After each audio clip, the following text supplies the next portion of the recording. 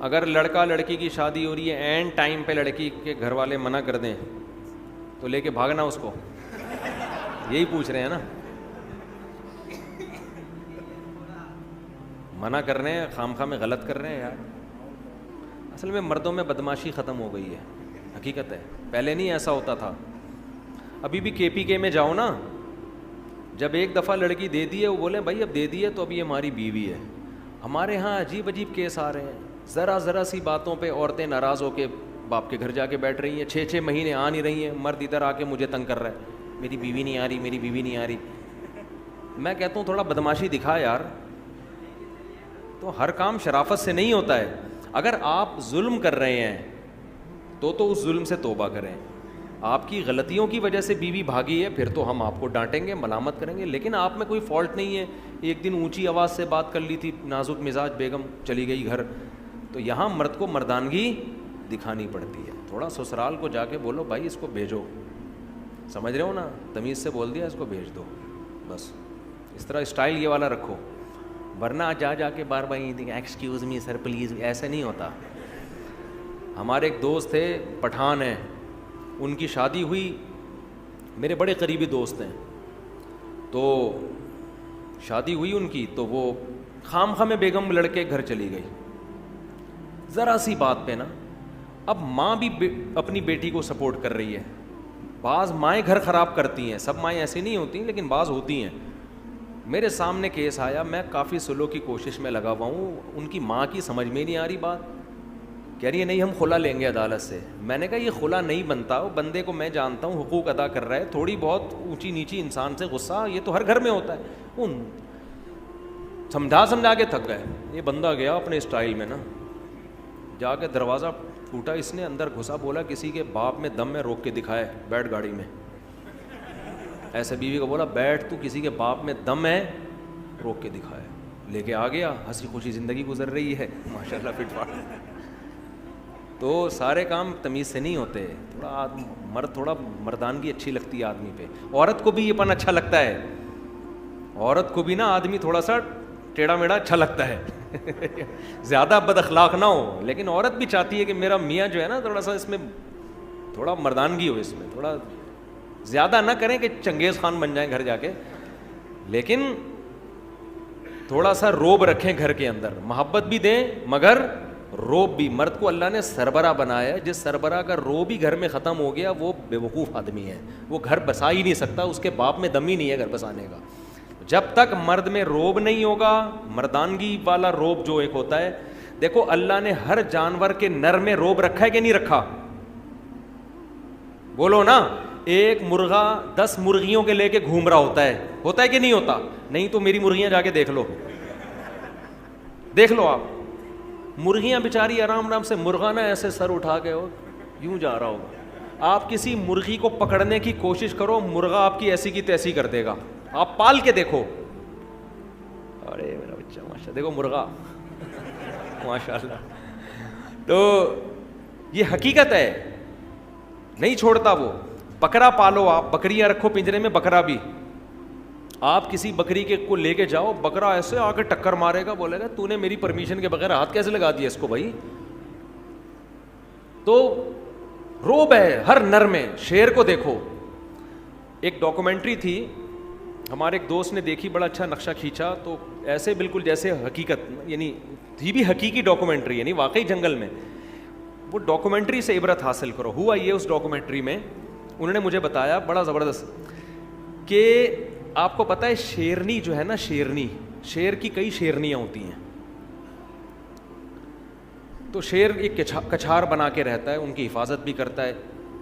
شکار بھی اکثر شیرنیاں کرتی ہیں، شیر نہیں کرتا. شیر کا کام ہوتا ہے ایمرجنسی میں آنا. تو ڈاکومنٹری میں یہ دکھایا گیا کہ شیرنی کو لکڑ بکڑ نہیں ہوتے، وہ بڑے گندے سے عجیب سے جانور ہوتے ہیں، انہوں نے گھیر لیا شیرنی کو. اب شیرنی بیچاری ان سے لڑ رہی ہے، وہ لکڑ بکڑ قریب آ رہے ہیں اور شیرنی ٹینشن میں. شیر مستنڈا بنا ہوا آرام سے پڑا ہوا ہے، سو رہا ہے نا، وہ ٹینشن نہیں لے رہا اس کی. شیرنی اپنے ہسبینڈ کی طرف دیکھ رہی ہے، شیر آرام سے پڑا ہوا ہے، کوئی ٹینشن نہیں ہے نا کہ بیگم اگنور کرو، یہ ٹچے ہیں، لونڈے لپاڑے لچے. بیچاری شیرنی گھبرا رہی ہے. اب میں آپ کو بتا رہا ہوں مرد ایسے, یہ جانوروں میں مرد ایسے ہوتے ہیں تو انسانوں میں بھی ایسے ہی ہونا چاہیے نا.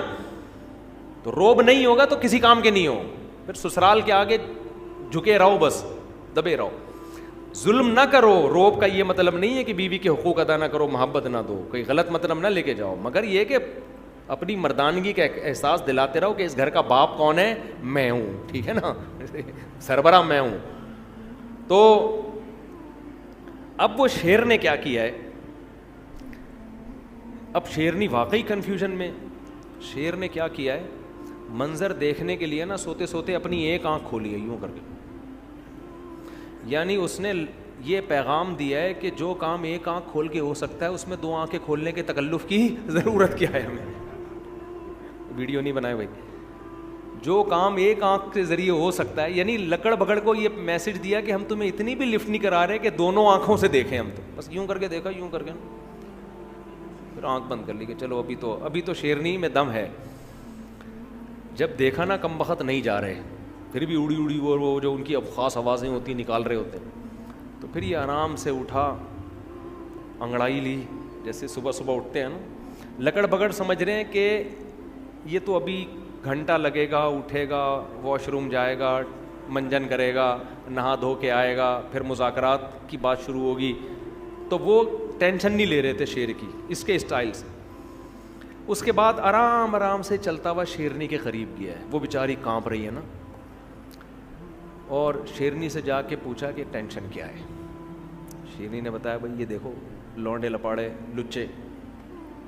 تو ان کی ایک طرف نا ان کی نظر یوں کر کے دیکھا نا لکڑ بگڑ کی طرف, ایسے یوں کر کے دیکھا, اچانک حملہ کر دیا ان کے اوپر. ایسا پکڑ کے جبڑا پھاڑا ہے نا, وہ سارے چیختے ہوئے بھاگ گئے. یعنی اس نے پیغام دے دیا کہ ہماری شرافت کا ناجائز فائدہ اٹھانے کی ضرورت نہیں ہے.